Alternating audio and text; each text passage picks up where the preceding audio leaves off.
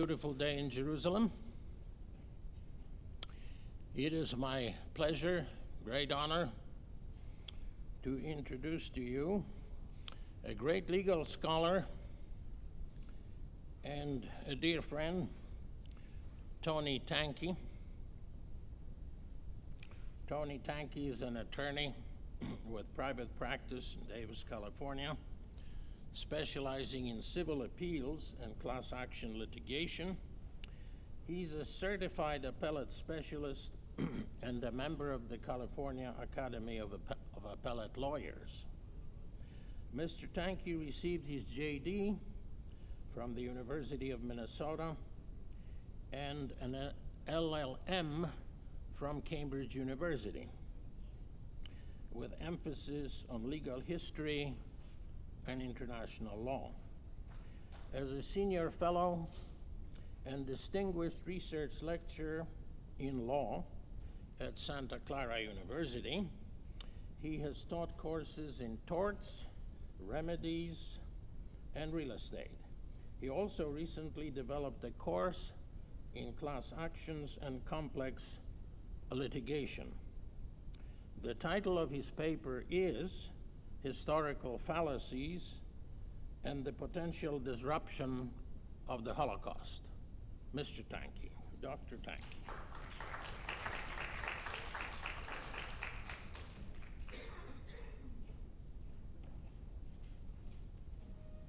Okay, thanks to everyone for turning out so early this morning. I want to, in this presentation, which is not a full-blown or developed paper, it's an ongoing study that I'm going to report to you on. And these are some observations that come from my point of view as an attorney who came upon this field through the good offices of Alex Groth about 2 years ago. So I'll tell you where I was 2 years ago. I had a high-level education in history. I had World War II courses, all that sort of thing when I was in college. I keep up to date on things, but my firm belief was that we didn't know anything about the Holocaust until the camps were liberated. And then we're shocked and horrified, and that was the point of view of the Allies as well. That's what happened. And so when I read Alex's book, I know Alex in Davis,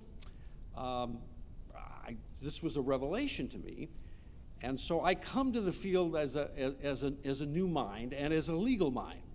And so I want to offer some observations about what I'm seeing in all that I have read in the last 2 years, specifically in preparation for this conference. I'm also going to do a paper of my own on the legal status of the 1939 White Paper, and you'll hear that later. And so I'll get a chance to develop a lot more of what I think about that there, but this is the field as a whole. And one of the things that happened after I met Alex and after we planned the conference and started our work on the conference, Beth and I went to Normandy, and we visited the Normandy beaches. I happened to stay in the same room that Charles de Gaulle stayed in when he arrived in Bayeux. And so we were in that town and stayed there, but we had a guide who was a professional historian of the Normandy beaches, and he was assigned specific parts of the beach, and he was an expert in this. He had websites, he published articles, and he had a tremendous array of knowledge about this. But when I asked him about our topic and inquired, what do you know about what did the Allies know, and what could they have done? He immediately took great umbrage at this and said, well, absolutely nothing. Until the Russians came into Poland, until the atrocities were displayed in that way, nothing was known, and he dismissed any possibility of anything we're doing here and any of the explorations we have. And I was taken quite aback by this, which is why I want to share with you some observations about it. So what are we going to cover just in the next few minutes? And I'm going to go over this fairly quickly. This is just 4 things that I've observed. First question is, to what extent and I'm concerned about this. This was my first concern, actually. Has the Allied powers' role in the Holocaust penetrated historical literature and college textbooks? Are we really being covered in the places that are most likely to get to the general public, to the educated public, and particularly to students coming out? And I was quite concerned about this because of my encounter with a historian. Second question, does the importance of responding to the Holocaust event affect historical analysis? There's a point of view that goes on depending upon how important is it that knowing about the Holocaust, we do something about it. And I want to point that out in a couple of places. And third, this is my particular perspective, does a legal perspective offer any insight into assessing Allied knowledge of the Holocaust? I'm going to use some of Mike Fleming's work here. And then finally, should there be a subfield of Holocaust disruption? And I'm going to answer that question, yes, and we'll talk about that in a moment. First of all, we are doing a study in my office and with my assistants of the coverage of this topic in textbooks and in general history books. What we're doing is a survey of post-year 2000, 500 plus page books, World War II histories, Holocaust histories, and college textbooks. And we've also picked out some other selected texts. We're looking just for a simple thing. Is the author talking about particular facts that we are discussing and relying on in this conference? I've been consistent with Thomas Jefferson and many others who quoted this. Everyone is entitled to their own opinions, but they're not entitled to their own facts. To what extent are these textbooks and casebooks covering the facts of the Allied powers issue? And we picked 4 facts that were subject to suggestions and expansions or corrections of this because it's ongoing and we haven't finished it yet. The December 17th, 1942 Allied Declaration, we know quite a bit about that. Second, the systematic extermination of European Jews no later than December 1942. Karski's visits and Churchill's May 23rd, 1939 speech on the White Paper, which is something I'm going to deal with particularly, but many others have as well. And finally, blocking of immigration to Palestine by the British during World War II. So those 4 things were sort of a checklist. This is what we came up with. First of all, general World War II histories. That's the extent of coverage that you've got. Wherever there's an X, they're covering an issue. If there's a blank, they're not saying anything about it. So, look at this. The Allied powers statement, we've got 3 out of 5. We've got Burley does the best job, takes 3 out of 5 of these areas. But look at the extent. Burley's the only one that does that. The others don't discuss the Allied statement at all. 2 of them don't mention any knowledge by December 1942. 2 of them don't mention the Karski report, and then none of them cover the Palestine situation. So this is what I would call extremely weak coverage in general histories. Now let's see if we can do better when we go to Holocaust histories. Better. However, Friedman edited the Routledge history of the Holocaust, purportedly the ultimate guide to the Holocaust, everything you need to know guide. Published in 2011, nothing about this issue. Go all the way across, you won't find any of these facts included in Friedman's discussion. And then you see the differences there. There are some, the best that was done is Caesarani here in 2004, but notice again, this is an edited volume, much like we hope to produce from this conference. That is getting the best job here.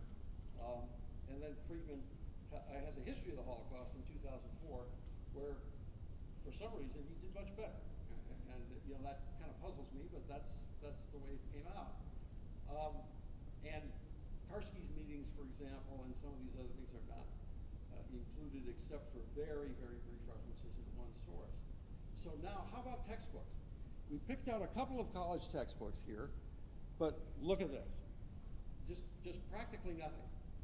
Mausley's World War II, A New History, was designed for college students. All we've got is one. Some mention of knowledge by 1942, but no specific reference to any of the other facts. And The End of the European Era by Gilbert in 2008, nothing. Now, we are expanding that part of the study as well as the other parts. We're looking at other textbooks. By the time we get done, we'll probably look at 100 sources or more, and we'll have a much more detailed analysis of this. But just the preliminary results here suggest that there is a serious problem with penetration. And we will discuss at the end of this conference in a panel discussion what we might be able to do about that, how we might be able to get some better coverage of what we're doing in the more general histories and the more general textbooks on the subject. Here's an additional example of weak coverage. There's a 1,000-page Library of Congress World War II companion. Again, another definitive and comprehensive guide. It's got 3 to 4 pages on immigration and rescue prospects. Very important issue, but it's the only one that's discussed here. It somewhat merely dismisses the feasibility of both. No systematic discussion of any of the issues or references that we cover. So, possible reasons, there are all kinds of possible reasons one could suggest for this, and we'll discuss that when we get to the end of this conference. Second thing is perceived priority of this issue. You look very differently at the facts here, and you draw very different inferences, depending upon whether you think it's important that someone do something about the Holocaust as it unfolds. If ultimately your point of view is, I don't care about the Holocaust as it unfolds, I have that pigeonholed in my thinking to something that can be dealt with in war crimes trials at the end of the war, or something that can be dealt with by simply winning the war, then you take a very different perspective and you draw inferences very differently than if you take the position that this is a unique tragedy in human history, that people are being slaughtered, and our calculations are at the rate of about 30,000 a week during the active period of the Holocaust, and that something certainly ought to be considered and very carefully evaluated, and at least moral statements ought to be made about what's going on. If you take that point of view, you come out with a very different set of inferences on all of these facts. So it's important, I think, to point out and to recognize these 2 points of view. Are we talking about a genocidal event that's a unique crime, or are we just talking about another tragedy of war against the Nazi machine, and so we just try to win the war? That value judgment really affects where historians are coming out on the inferences from the facts. Okay, the non-existent priority of this event. This is one example of it. There are many in the literature, but in November of 1944, when the pressure grew to bomb Auschwitz, this is when finally Jewish groups were pounding on the government, and the British and the Americans were feeling the pressure. This is a memo from John McCoy, Assistant Secretary of War, to John Pelley, who is the Executive Director of the War Refugee Board. He says, the positive solution to this problem, that is the massacres of Jews in the camps, especially Auschwitz, is the earliest possible victory over Germany, to which end we should exert our entire means. We do not have the resources to move into the direction of intervention. Okay? So, point of view, those in turn facing execution need to wait their turn. Whatever the Nazis do, we'll get to them in the war crimes trial. Michael Fleming has demonstrated that there was an archive for war crimes, and that much of the most damning information was being just sent to that archive. Nobody was going to look at it from the point of view of, can we do something about this? It was simply going to be archived, and we'll get to it later after the war. Not a priority. We have better things to do. This is not a priority. So the point here is there are lots of other things relative relative priorities in war that we need to compare with the Holocaust evidence and the Holocaust event before this can be evaluated. One is the saturation bombing. This is a quotation from a critique of what the Allies were doing, particularly the RAF, which was doing, remember, nighttime bombing, thousands of bombers, 2,000 bombers at Dresden at night. Saturation, killing thousands of civilians. Did this do any good? Well, most likely not. But is this something, in terms of civilian casualties, that we need to wrestle with? Okay, thank you. Is this better? And then we did rescue missions. In World War II, rescue missions were undertaken. The Amiens is one example. So we did do things like this. In scholarship, we need to compare what was actually done with the Holocaust event, and then if we talk about what might have been done, related to the things that actually were done in terms of feasibility and in terms of whether or not the mission would have accomplished anything and been worth whatever the cost was. Okay, now, a legal perspective about this. What's interesting about this issue particularly, and I thought Professor Bauer in his remarks at the panel yesterday came up with a beautiful way to describe or contrast this when he was talking about the moral compass. And he said there's a difference between losing your moral compass and having your moral compass fixed on extermination of a vast number of people of a particular ethnic group. Huge difference between those two. And the reason I thought that observation, it's morally apt, and that was the point of view I think that Professor Bauer intended there, but it's also apt in terms of law, because we make that kind of distinction in law. Fleming has demonstrated, and this is his 2014 book, that the British government received detailed factual reports from the Polish government in exile in mid-1942 of extermination. Some argued that this information was not believed or accepted, and therefore the Allies cannot be held to have knowledge of it. Well, this is not the kind of reasoning that would be accepted in law. Whether it's accepted morally is something that can be debated, but we certainly wouldn't accept this. Initially, I think it's pretty clear that the Allies had knowledge and that it was accepted. Here's the Allied declaration, and by the way, we have primary sources online on our website. So anytime you want to check a primary source that speakers are relying on, we put a selection of them on the website. You just go, if you have a computer, go on your computer, look at the source. You can look at the whole thing. I've picked out the critical parts of it, and all I'm going to read is the first sentence. The German authorities, not content with denying to persons of the Jewish race in all of their territories over which their barbarous rule has been extended,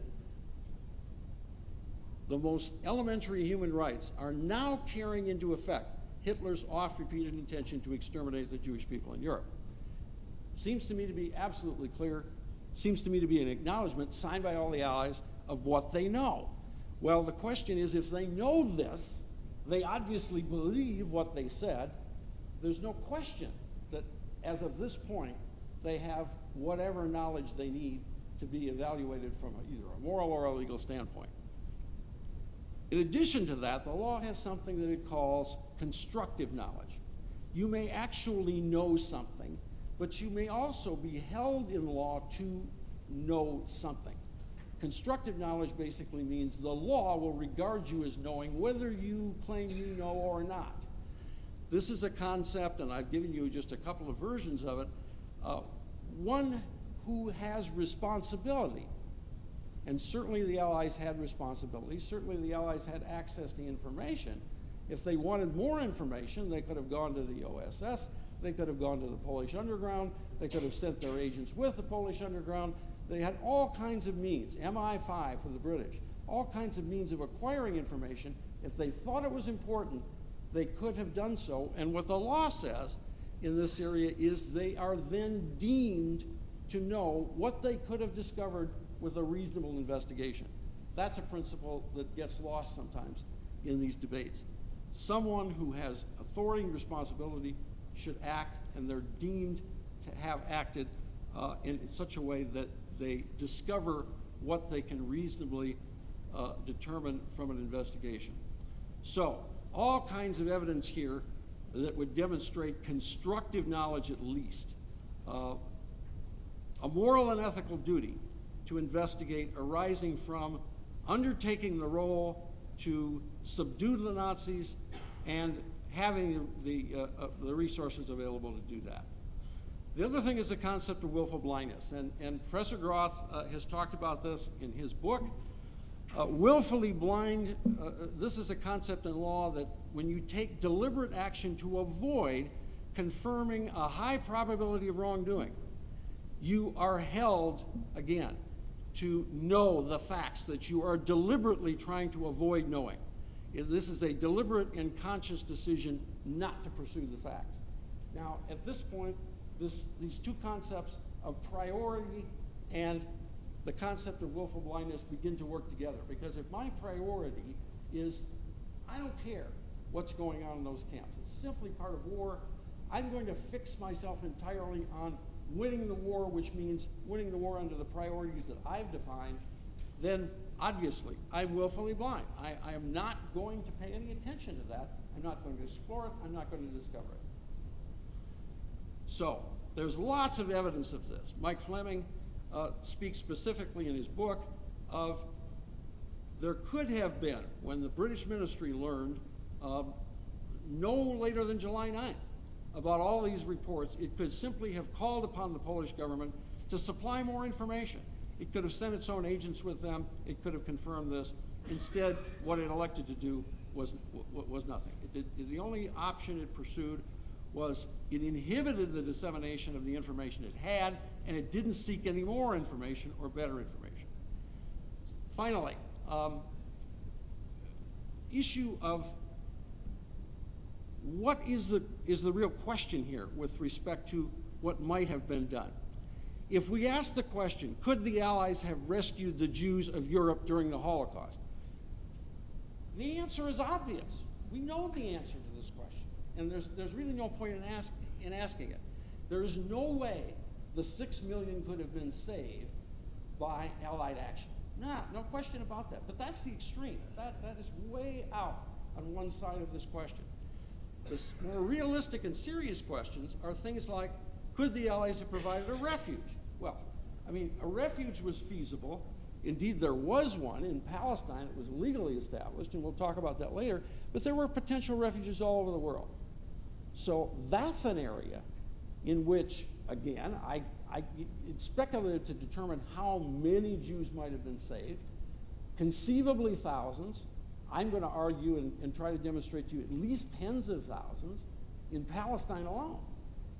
But in any event, this is a question that highlights some specific thing that could have been done that was not.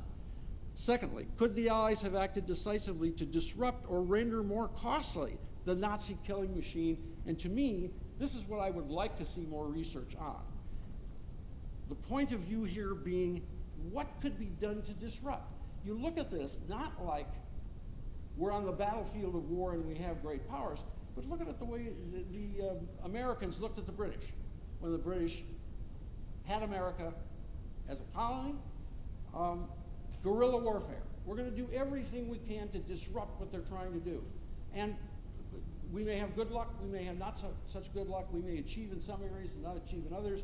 We may be subject to retaliation, which is always something you have to worry about in war, especially when you're dealing with the Nazis. But again, has anybody sat down here, anywhere in this literature, and said,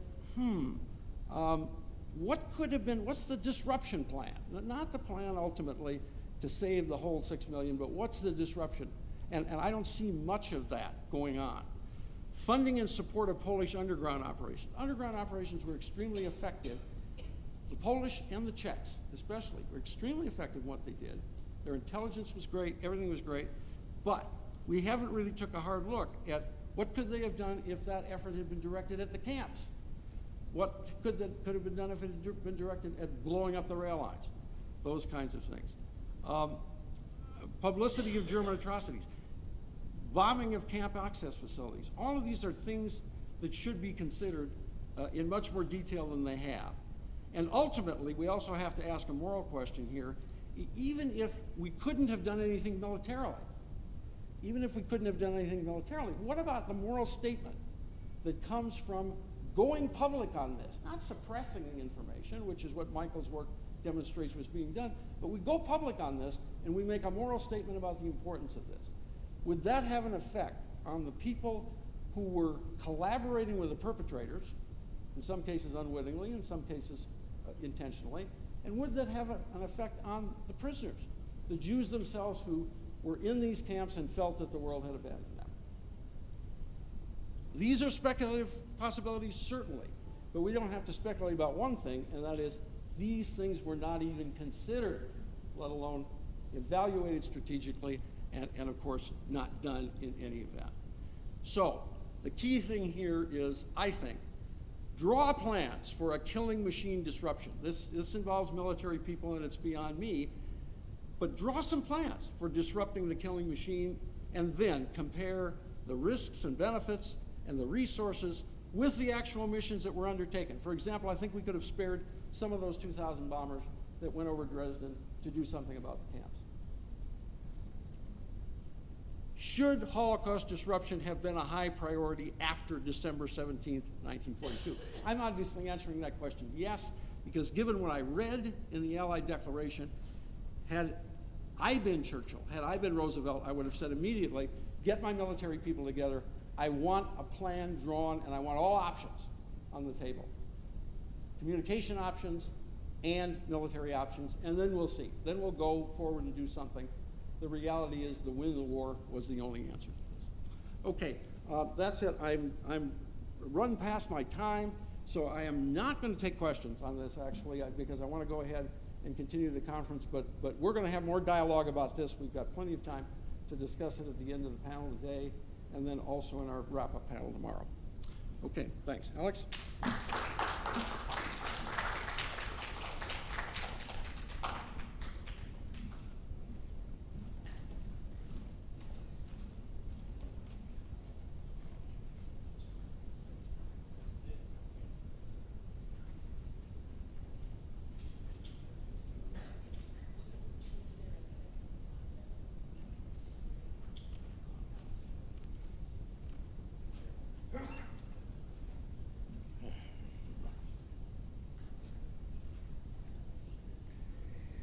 Ladies and gentlemen, we are continuing our presentations this morning.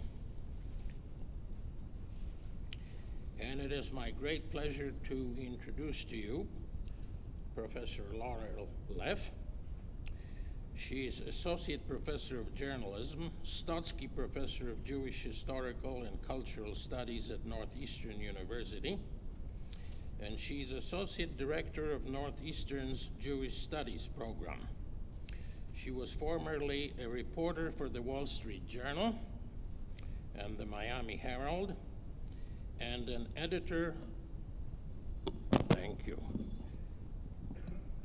and an editor with American Lawyer Media Incorporated and the Hartford Courant. Professor Leff has master's degree in law from Yale University and in communications from the University of Miami. Her book, Buried by the Times, The Holocaust and America's Most Important Newspaper, is an acknowledged breakthrough in the fields of Holocaust studies and journalism. The title of Professor Leff's paper is Explanation or Excuse: Assessing Fears of an Anti-Semitic Backlash in the American Response to the Holocaust. My great pleasure and privilege to introduce Professor Leff.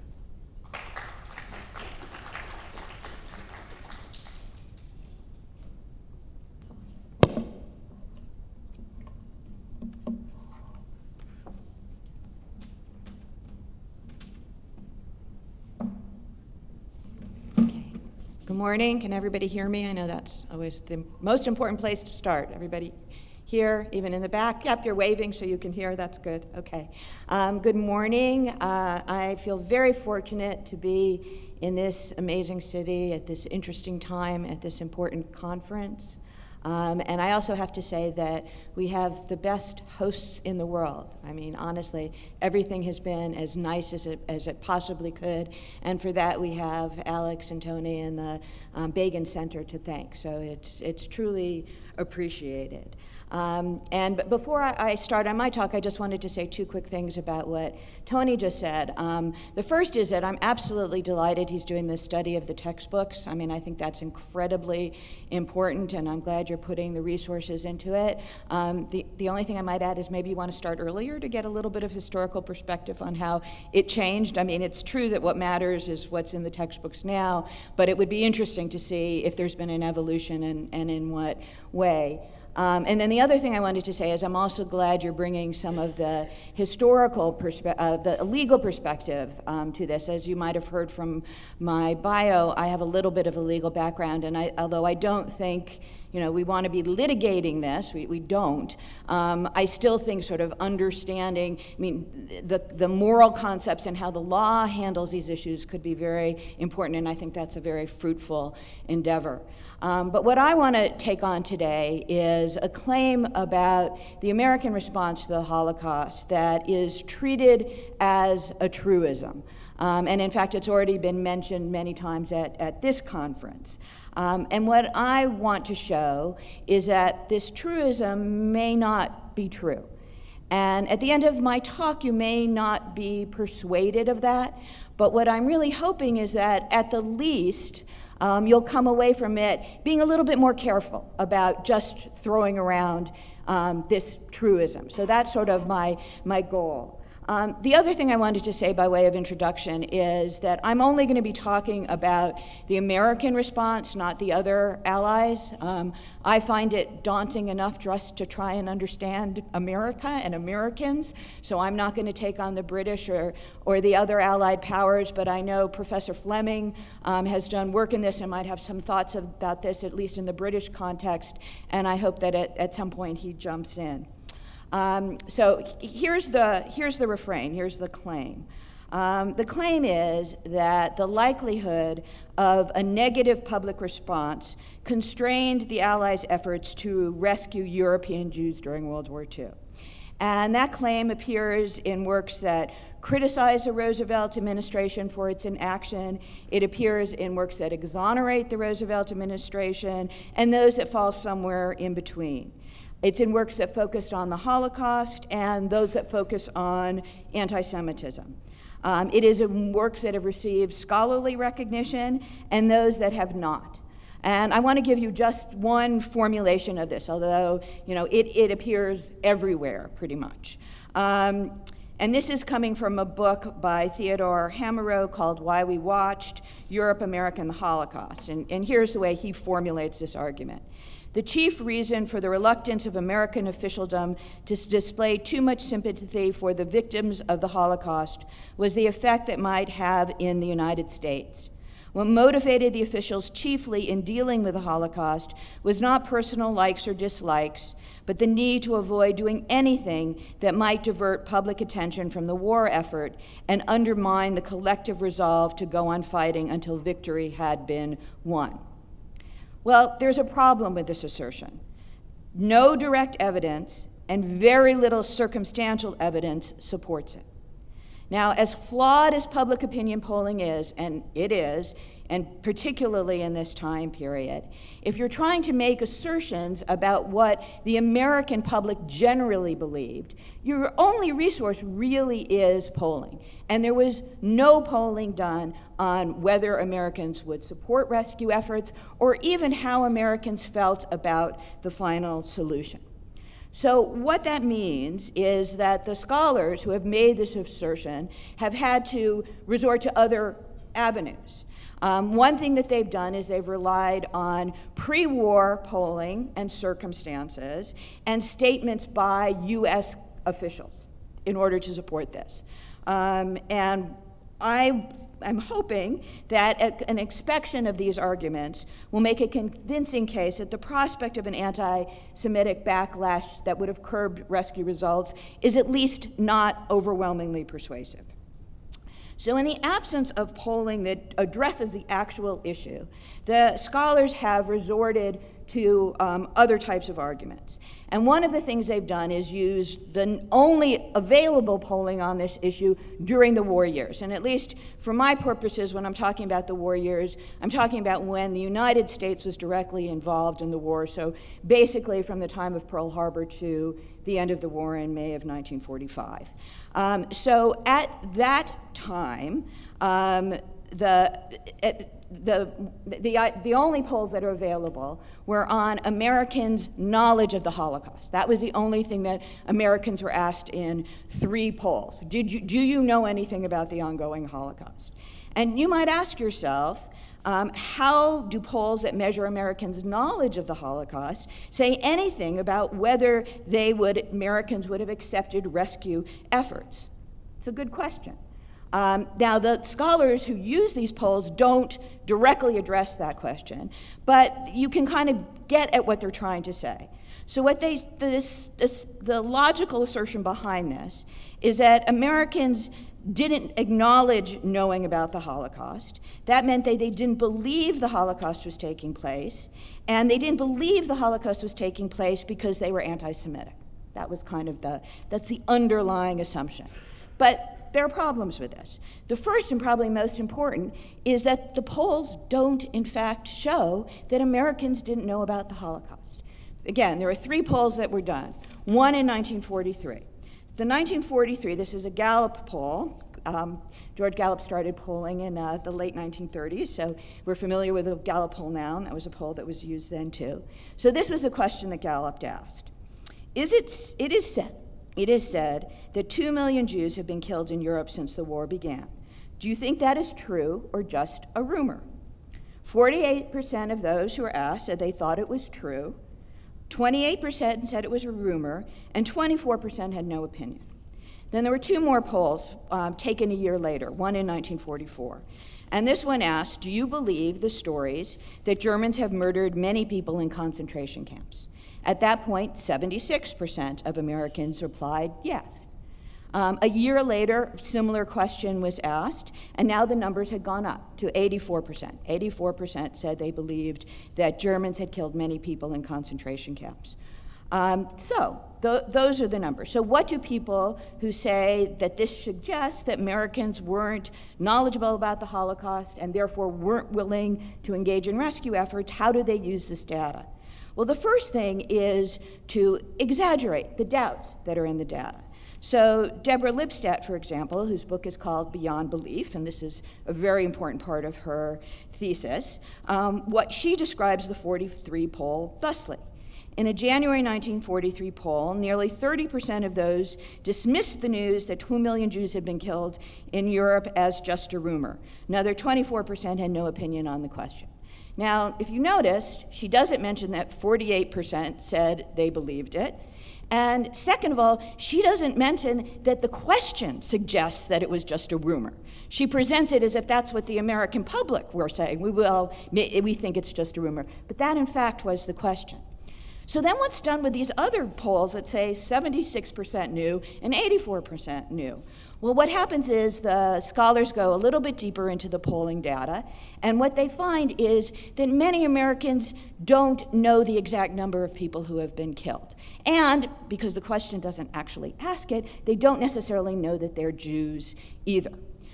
So that then is, again, so they take about 12% who say, that they're not sure about the numbers, and that suggests that they had doubts about the truth of the ongoing Holocaust. Now, some people go a little bit further and say that this does, in fact, reflect anti-Semitism on the American public, but I think it's important to say that none of the polling data suggests that. It's just not there anywhere. So then the question becomes, is there a better explanation for these numbers than Americans had doubt because they didn't believe a Holocaust was happening, and they didn't believe a Holocaust was happening because they were anti-Semitic? And I would suggest a much more obvious explanation, which is they just didn't know. Given the way the American press and the American government handled news of the Holocaust, putting the stories mostly inside the newspaper, blurring the identities of the victims, it's not at all surprising that Americans didn't really know how many people had been killed and that a majority of them were Jews. Now, that reflects unfamiliarity, not hostility. So I think we have to conclude that this doesn't help us at all in trying to understand whether Americans would have been willing to support rescue efforts. So then the next move is to say, okay, there weren't any polls during the war, but let's look at circumstances and polling from before the war. And that seems like a more fruitful avenue. There were, in fact, many polls done before the war, and there were many episodes that could be cited, and that's what the scholars do. But this approach also proves problematic. And before I go into the problems, I do want to acknowledge that there were many anti-Semitic organizations operating in the United States, many of them with an isolationist, keep the United States out of the war agenda. But aside from Father Coughlin, who did have at least a large radio following, most of these groups just attracted very small numbers of supporters. And however abundant the examples and anecdotes of anti-Semitism in this period are, you really can't make overall claims about the American public and their thinking without resorting to some sort of polling. So that's, in fact, what the scholars do. They lay out the more general case, but then they bolster it with polls. But what's important to understand, and I'll discuss this more a little bit later, is that these pre-war polls don't measure what Americans thought should be done to help European Jews. They don't even measure how Americans felt about what was happening to European Jews. Instead, the polls measure how Americans felt about American Jews. And that was by design. Almost all of this polling, there are a few outliers, but almost all of this polling was done by the American Jewish Committee, or at least the American Jewish Committee hired 7 polling firms to do these polls on their behalf. And what the American Jewish Committee was interested in was not European Jews. What American Jewish Committee was interested in was American Jews. What they were worried about, and they say this, very directly, what they were worried about is that the kind of anti-Semitic outbursts that had happened in Germany would happen in the United States. And that there was a feeling that this sort of crept up on the German Jews. They didn't know it was coming. So the idea was, could we poll in the United States to try and detect anti-Semitic sentiment here about American Jews in order to hopefully head off any kind of calamity that would happen to American Jews, as it happened to European Jews. So the intent of this was not to say, how do Americans feel about what was going on in Germany? It wasn't. Now, the scholars who rely on this polling don't ever acknowledge that. What they do is they just cite the polls. And most of the data, most of the polls that they cite come from a particular volume called Jews in the Mind of America. And this was a volume that was published in 1966. It was put together by the American Jewish Committee, who had done the polls initially and had continued to poll on this issue. I think they're still doing it today, but this would have been in the mid-60s. And so they published this volume with the polls, and then they also solicited probably the top scholars on polling, on immigration, on Judaism in the United States to comment on the data. But what the scholars do is they just use the particular polls. And what the polls show is, for example, and I'm just going to give you a little bit of a flavor of this, is that at least 15% of the population in 10 surveys were willing to support an anti-Semitic campaign. The polls show that Americans thought Jews were greedy, dishonest, and overly aggressive. Jews had too much power. Jews were a menace in the United States. And there are many polls that indicate this. But what the scholars who rely on these polls don't tell you is that there were many weaknesses in these polls. And if you read the essays that are associated with the polls, you'll see what the misgivings about these polls were. And here, the misgivings are not even our contemporary misgivings, which are that, polls taken in the 1930s and 1940s were not based on good samples. I mean, there's all sorts of problems with 30s and 40s polling, so much so that many disciplines won't even use the data because they just think it's too flawed and there's no point in even looking at it. I think there's actually a point in looking at it because it at least suggests what people at the time and what government officials were thinking. So I do think there's a point in looking at this information. And there are many problems that are pointed out with the polls. And at this point, I should probably say that I am not an expert on public opinion polling. I'm just reading what the experts said at the time about problems with the polls. And I'd sort of group them together, and there are many more problems, into two sort of major problems. One is the polls results are very different when you ask Americans or respondents how they feel about Jews than if you ask them more generally to volunteer opinions. There's a dramatic difference, and I'll give you just one example. Asked an open-ended question in 1945, are there any groups or people or organizations that you think have more to say about running the country than they should? That was the question. And it's open-ended. 4% mentioned Jews. Fewer than mentioned the government, which is pretty interesting in and of itself. The government has too much say about what the government is doing. And big business. Labor unions recited 5 times as often. Now, asked about whether Jews had too much power and influence, so that was part of the question, 67% agreed. So what Charles Stember, who's a sociologist who's the primary author of the volume Jews in the Mind of America, says, is the lower figure indicates that Americans did not, by themselves, tend to be preoccupied with Jewish power. It accords with the fact that no widespread campaign against Jews materialized during the war.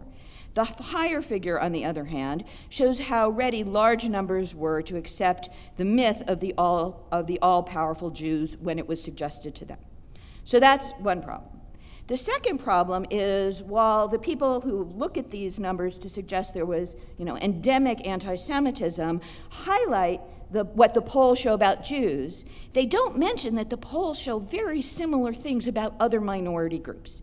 And here again, I'm just going to give you one example.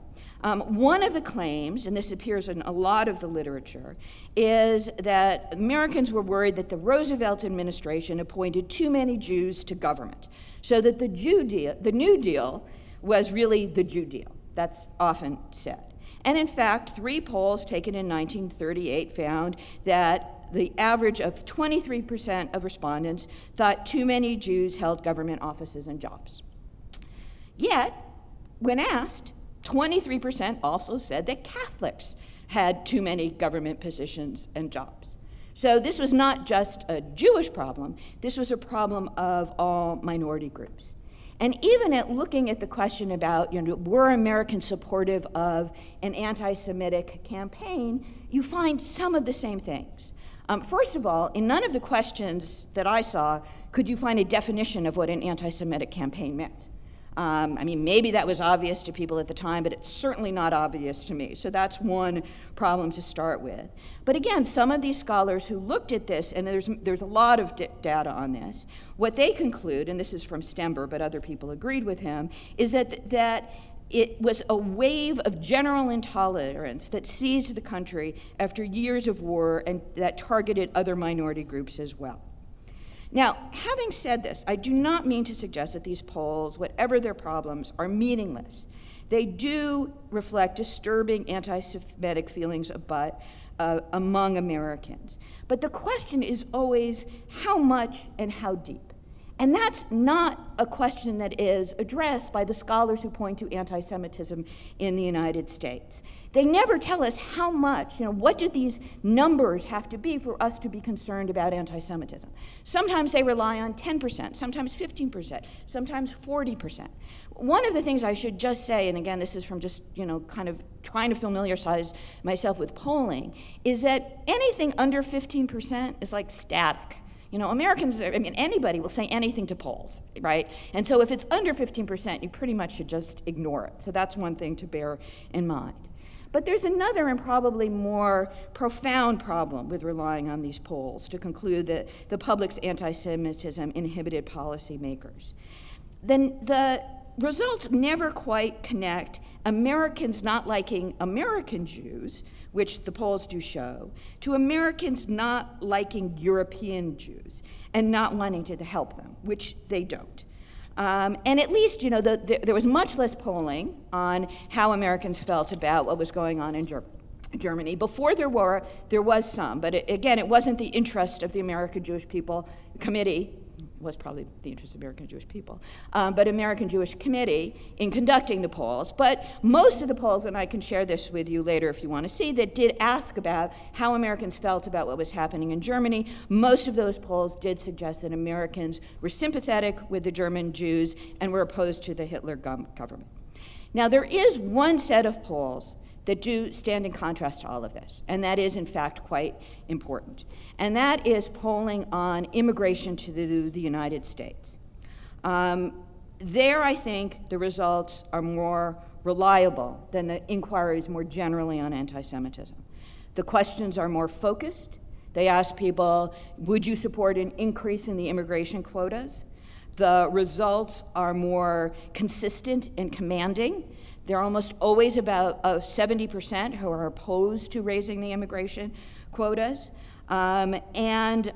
It's clearer what the policy options are, right? So you talk about anti-Semitism, who knows what the policy options are, but here, clearly what these polls reflect is it would have been harder for the administration, especially given the sentiments in Congress, to do anything about raising the immigration quotas. Now, there are a couple problems even with this polling. They focus on the question of raising immigration quotas when, as we've already heard discussed at this conference, the real problem was not filling the existing quotas. They do seem to suggest that most of the sentiment is more anti-immigrant than it is necessarily anti-Jewish.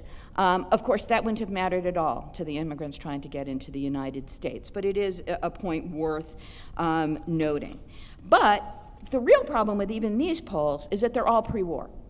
None of them extend into the period when the United States is at war. And I would argue that two important things changed after Pearl Harbor.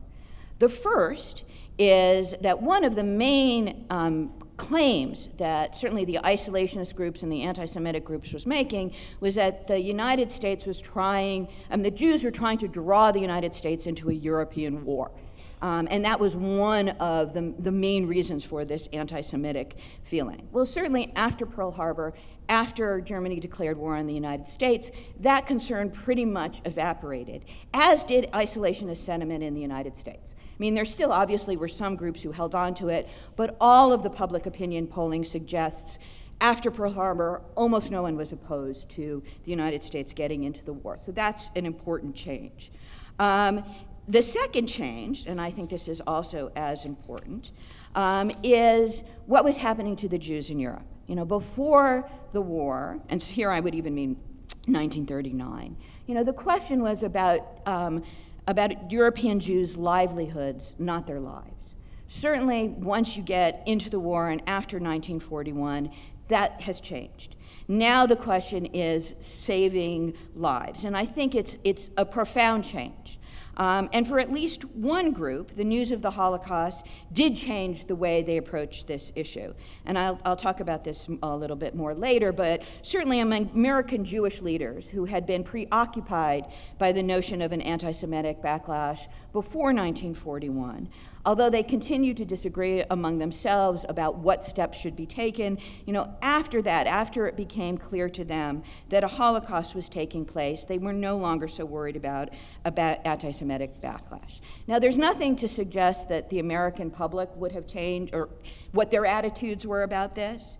It may very well been that Americans who knew millions of Jews were being murdered in gas chambers might have been opposed to doing anything to help them. It even may be that this knowledge might have led Americans to oppose the war if faced with the prospect of additional sacrifices. It seems just as plausible, however, that Americans would have become more sympathetic and developed a greater understanding what we were fighting for. The key point, however, is not choosing between those two positions, but acknowledging that it's impossible to know. And therefore, it doesn't make sense to rely on polling that was done before the war and doesn't account for this profound change in European Jewry's position. Okay, so that's dealing with public opinion.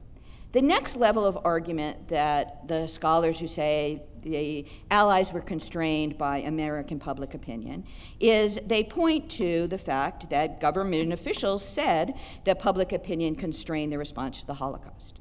And they did say that, often.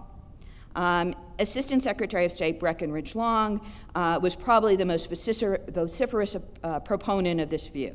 And this is quoting from Richard Brightman and Alan Kraut's book. Long often expressed concern that the pressure of the American Jewish community on behalf of their persecuted co-religionists might boomerang and also adversely affect the war effort. Americans might recoil at the sacrifices the war demanded if they believed Hitler's charges that the U.S. had gone to war at the instigation and direction of our Jewish citizens. The rarely asked question, however, is what was the basis for this belief? As I indicated earlier, there wasn't any public opinion polls to support it.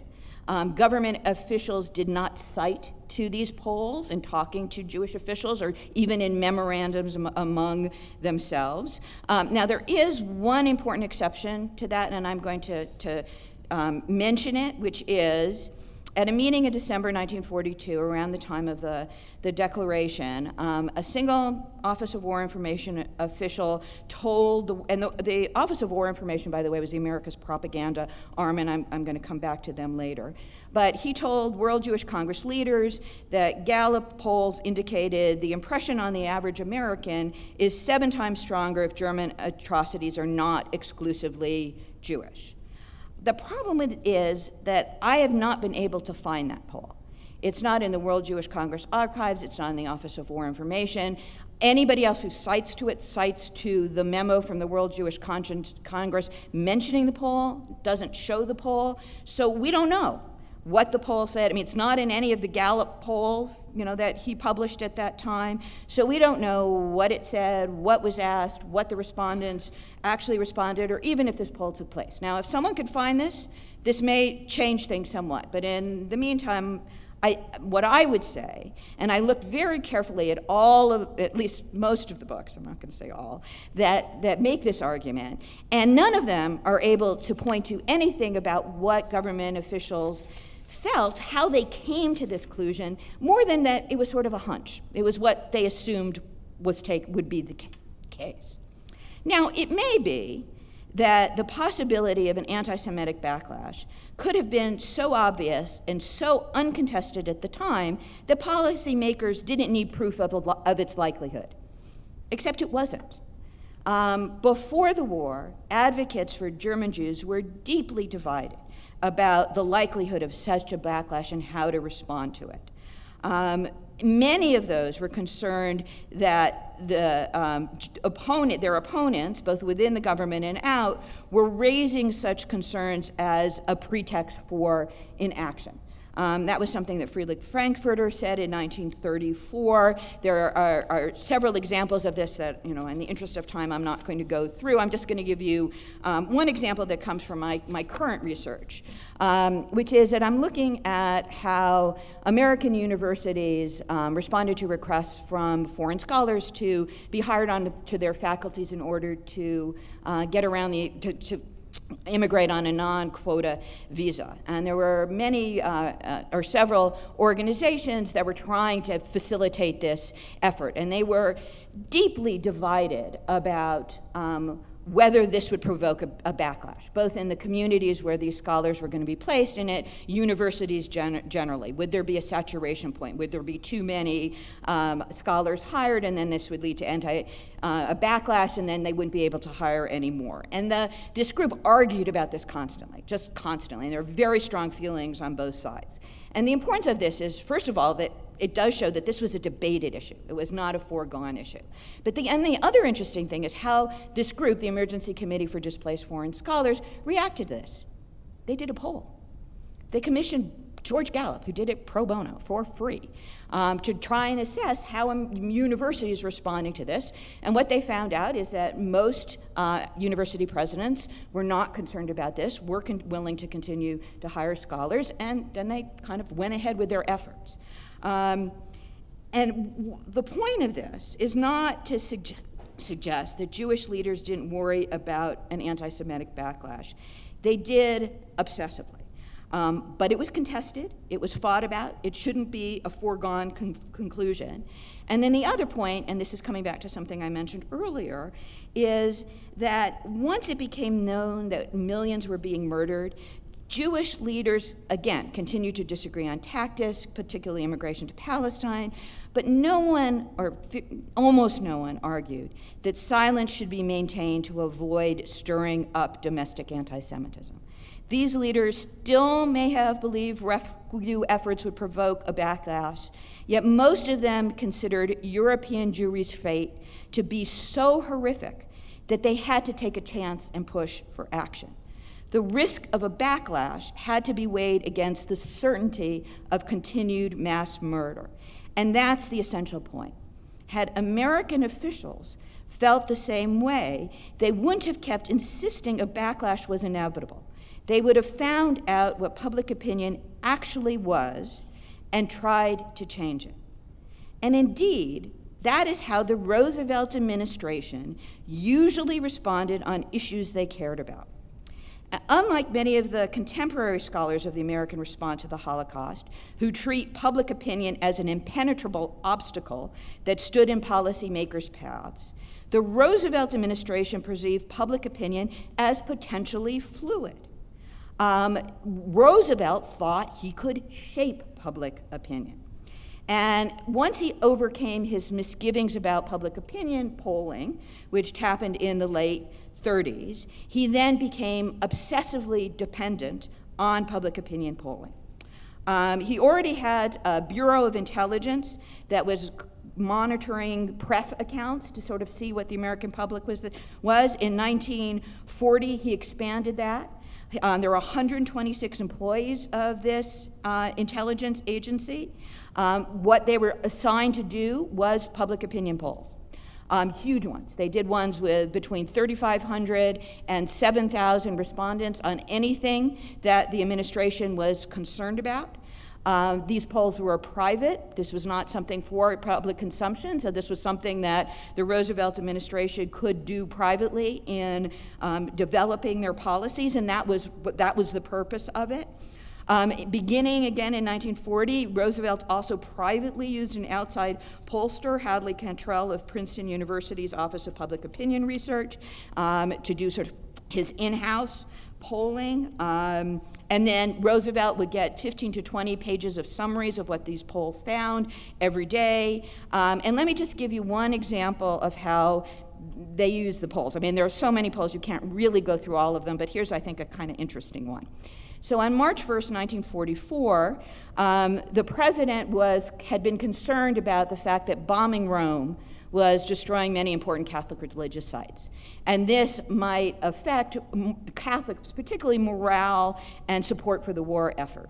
So he asked Cantrell to poll on this. You know, how would, he just polled Catholics and Protestants, how would they feel if it was necessary to bomb Rome but some important religious shrines were destroyed? And the poll results came back, 6% of Catholics and 81% of Protestants supported the bombing. And then Rome was bombed 2 days later. So I think that's an indication of how polling could be used. And again, throughout the war, there's lots and lots and lots of polling on lots and lots of issues. What there isn't is polling on how Americans would feel if there was any attempt to rescue Jews, with one exception, which I will come back to. There's a little bit of polling on the connection between anti-Semitism and the war effort, but very little. And even that shows not very strong results, not very strong correlation between anti-Semitism and opposition to the war.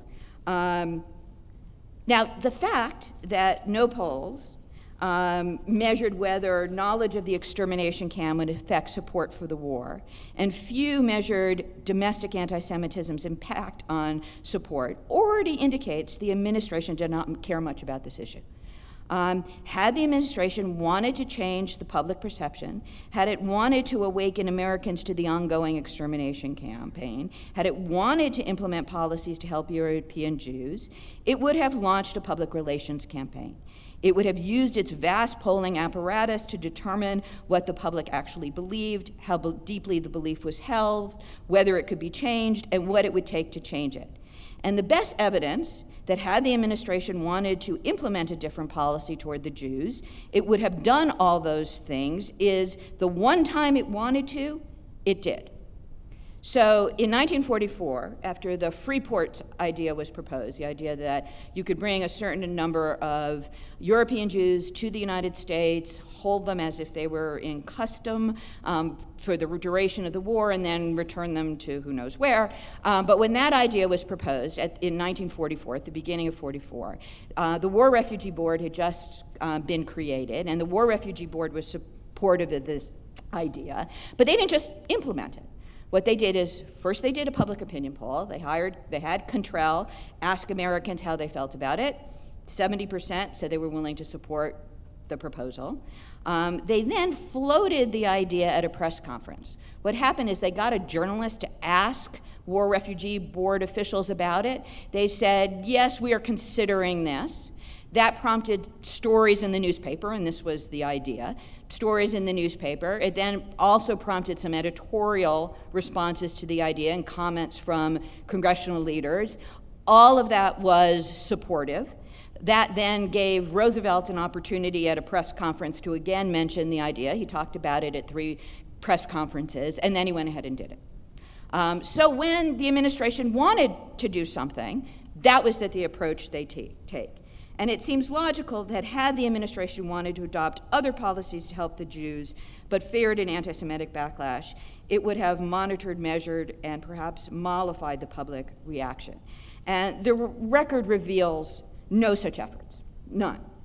And I think that's significant, because again, the idea is if the American administration was concerned about the fact that there might be a public backlash, they would have not just assumed that was true. They would have done something to figure it out. Now, they may have done that and then decided there's nothing we can do. But what the record reveals is that there were no efforts to do that whatsoever.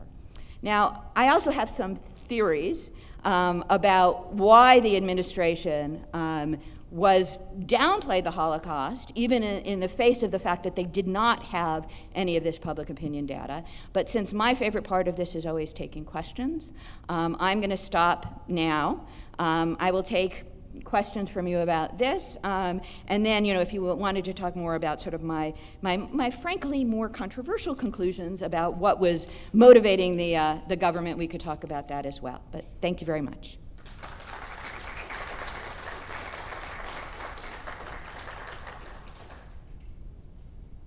Yes, in the back. I don't know if it's different in the United States from Europe, right? But in Europe it seems that in the higher classes, the upper middle class and the older classes, much more anti-Semitism than in the working class. Working class people might be more obnoxious in saying things that are not politically correct, and the older class might be more polite and not say anything. Well, thank you very much. You just presented my thesis. That's sort of what I conclude, is that the anti-Semitism, and I put this only in an American context because I don't frankly understand the European context very well, but it does seem to me, and here, in the American context, there's always presented the difference between sort of real anti-Semitism, which is among the working class, the general population, and that's the one that might, engage in an anti-Semitic campaign, whatever that means, that sort of the violent form of it. And in the upper classes, you have genteel anti-Semitism, which then almost becomes gentle anti-Semitism. And so the idea is you contrast these two, and of course, everyone acknowledges that there were members of the Roosevelt administration, including Roosevelt himself, who may have been genteel anti-Semites. But that's diminished by contrasting it with the real anti-Semites, the ones with the pitchforks. But what my claim is that, and again, this is just very tentative, is that in the American context, the genteel anti-Semitism was the real anti-Semitism. Everything else was latent. It was maybe it would happen, maybe there'd be some outburst. Of course, there were some, Jewish kids who were beaten up by Irish kids who crossed into the wrong neighborhood in Boston. I mean, nobody's denying any of that. But it was very limited. There were no major outbreaks during the war. On the other hand, genteel anti-Semitism was very real, right? I mean, that was what America in the first half of the 20th century was about. It was about upwardly mobile Jews who wanted to go to medical school, who wanted to go to law school, who wanted to get admitted to Harvard, who wanted to work for the top investment banks, the top law firms. That's where they wanted to live in certain neighborhoods, wanted to belong to certain country clubs. I mean, that was what was being denied. But that is also where there was pressure, right? I mean, there were, lots and lots of, and I've written about this in another context, American Jews who wanted to go to med school, right? They were all applying to med school. They had the grades to go to med school. They had the grades to go to Harvard. So what were these institutions going to do about it? And so that's where the tension in this time period, in the American context, that was anti-Semitism. And there needs to be more work done to see who in these positions and making decisions about this in the American administration came from that kind of cultural background or aspired to be in that particular social strata. But to me, that's and this notion, so you're giving me a whole opportunity to give my thesis. I so appreciate I didn't plant him, I promise. What I think about sort of the public anti-Semitism is that it was, in some ways, it was for people in this class. They maybe exaggerated it because that was their background. I mean, their background was sort of, everybody was sort of anti-Semitic, so they just assumed that was true of the public. I also think that it might have been a case of projection, the psychological idea that you felt this way, but you couldn't admit it, because another interesting issue is in this time period in America, it wasn't really socially acceptable to say you were an anti-Semite, so it wasn't sort of out there. It was a sign in some way some of the political correctness issues are now, which side are you on, and if you expressed anti-Semitism, that was negative. But so there were people who, I think, had these feelings, but couldn't quite admit it, so they might have projected it onto the American public. And then, at its root, and this is probably the most important thing, I think it's this kind of anti-Semitism which explains why rescuing Jews wasn't a priority. It wasn't that they wanted them to die. I don't think that. I really don't think that. It was just they didn't care very much. These were not people like them.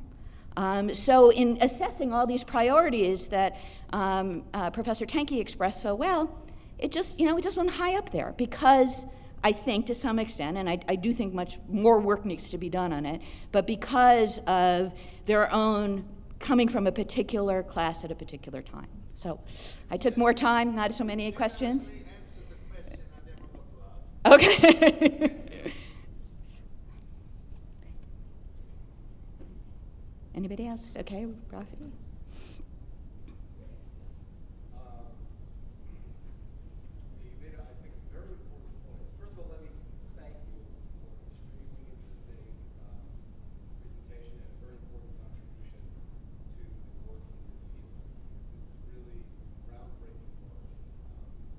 Thank you. Not that many scholars actually are working in this field today. It's really cutting edge. Point about genteel anti-Semitism and its impact in real ways that you mentioned, such as the imposition of quotas on Jews in universities. I think that's important. I would, at the same time, though, note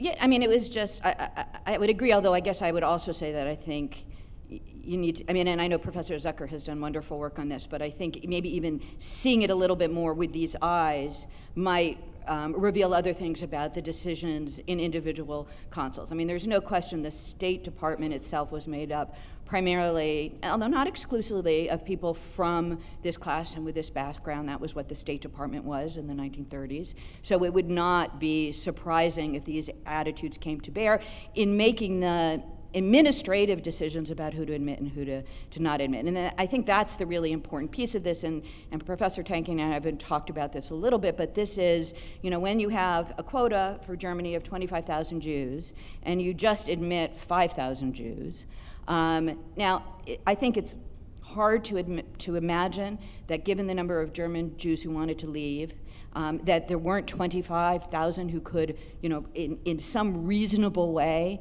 prove that they were not likely to become a public charge. So then when you have those discrepancies in numbers, what you have to just think is there are individual consulates, maybe with direct orders, maybe with, which is sort of more common, I think, in bureaucracies, just sort of a sense of what was expected of them, deciding that they were going to make it as hard as possible for people to immigrate as opposed to as easy as possible for people to immigrate. And I guess what I would mostly agree with is that I think those decisions, you know, you're getting directions, but you also I mean, these are people making these decisions, right? So there's someone sitting in the consul in Vienna with a certain background and certain attitudes, and he has someone sitting in front of him, and he has to make, and they're all he, so I can use that pronoun, he has to decide, you know, whether or not these people are worthy of coming into the United States. And what goes into that decision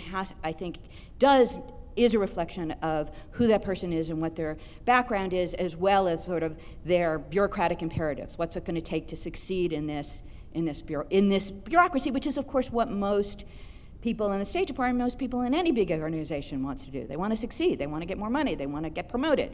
What's going to take to do that? And that's where you sort of read what the people above you think and feel about that. Yes? You know, another point, I think everybody would agree that virtually everybody has a prejudice of one kind or another. You know, we hear sometimes Jewish people say we're the chosen people. It doesn't mean that the non-chosen people should be abused. Or we should always have, we need to separate our personal prejudices from our moral responsibilities to not let terrible things happen to other people. And I think the key thing there is that the people who have power, certainly they're entitled to have some kind of prejudice in some sense, but they have a moral responsibility and a legal responsibility, as Professor Tanke said, to protect people from being victims of their own personal prejudice.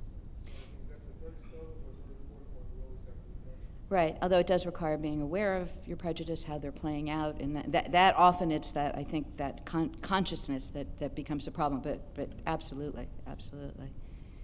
Yes, behind you. I'm a non-academic, confused by distinctions. Okay. To me, Assistant Secretary Long was just an explicit Jew hater. Classifying him as genteel. Yeah. I mean, because I mean, you're right. A lot of it depends on the definition. But, you know, I don't think he would have gone into the street and beaten a Jew up, right? I mean, I think it was, and here I have to be careful. I obviously never met Assistant Secretary Long. I haven't even, read too much of his diaries to make judgment. But I think I've read enough about people and how I'm doing the same thing, people like that, to get a sense that it's just I mean, there was a sense among WASPs at that time that they were defending their culture, right? That was the important thing, that they had a very important culture, and the Jews in the United States, and by extension, the Jews who might come to the United States, threatened that. And that's why the numbers issue is so important, because unlike, the kind of anti-Semitism that Professor Wistrick and Professor Bauer were talking about yesterday, I mean, these people believed in assimilation, right? They thought as long as there weren't too many of them, then they would assimilate, they'd become good Americans, and at some point they would probably cease being Jews. And the people around them that they saw were those kind of Jews, right? So they looked like them, they talked like them, they didn't have any, they didn't wear funny clothes, they didn't have funny practices. And so Jews could be assimilated as long as their numbers were not too large. And so, that at least is my sense of where Breckinridge Long was coming from. Does that make him a classic Jew hater? I would say probably not. I mean, I think I do take a little bit, especially in this context when we see what real Jew haters did, right? Which is not, again, my whole point is that that's important, that's an important kind of anti-Semitism to recognize and to see as part of this discussion. Does that help?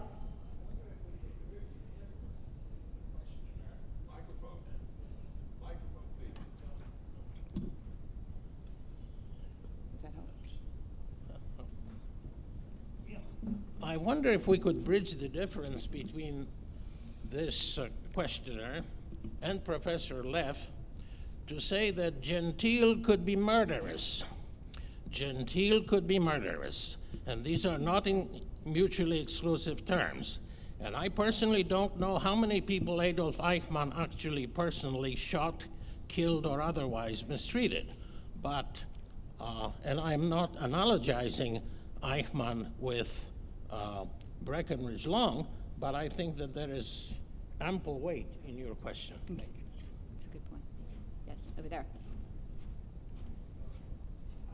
By no means trying to draw any comparison in terms of, let's say, the level of the atrocities, but I was wondering whether there was any assessment made of fears of backlash, let's say, among Asian American populations to the Japanese massacres and atrocities of, say, Chinese populations during the same time period.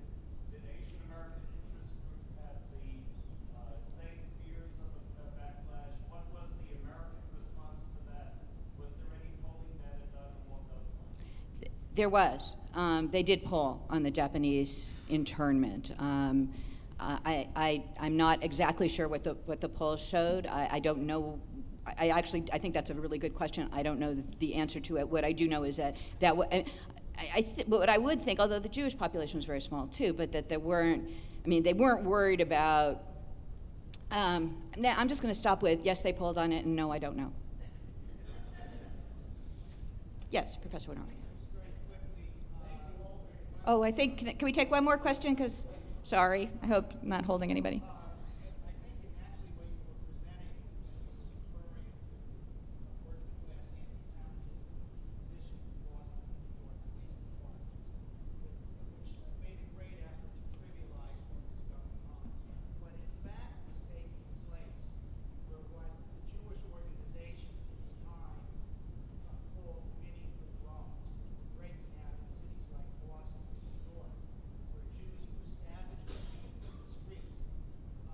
If the Jewish organizations called this an organized campaign of anti-Semitic terrorism during World War II, Jewish soldiers, Jews had a disproportionately high rate of enlistment in World War II.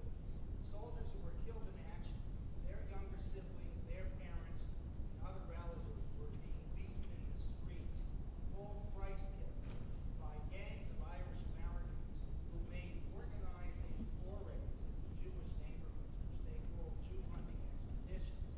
The police would look the other way, just like they did in European pogroms, and often would arrest the Jews who were beaten and beat them at the stationers. The press in the United States was silent about this until Arnold Weichman broke the story in October 1943 in the New York tabloid PM, and he called this an organized campaign of anti-Semitic terrorism. The month before, Weichman had published the first in-depth description of the Warsaw Ghetto uprising, almost a block-by-block account of the ghetto fighters' combat against the Germans. So I think this raises the issue, something that David Lyman raises in his book, Yeah. The Jews, is the complicity of the Catholic Church in the United States in ignoring what is going on. These people who are beating up the Jews in the streets are often the products of parochial schools. I've examined the textbooks used in parochial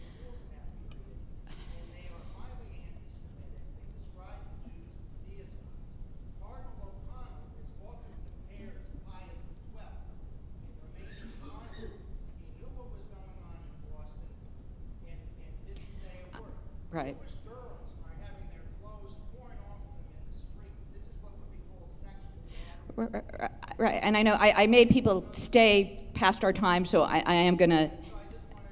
No, and I think I think that's important, and I don't think, I mean, you have to sort of textualize everything.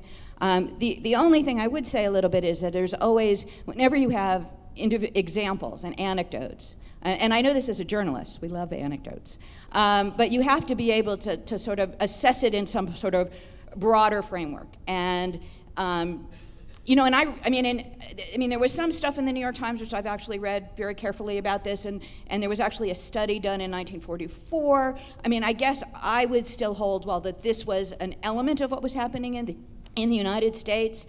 I mean, and what these, you know, the overall conclusion is, I think, that there wasn't a much manifestation of violent anti-Semitism in the United States in the war period. And, you know, the whole question is how much, right? So all I'm saying is it's not enough to find this example and this example. There has to be a kind of broader assessment, and that's what I'm not so sure about, okay?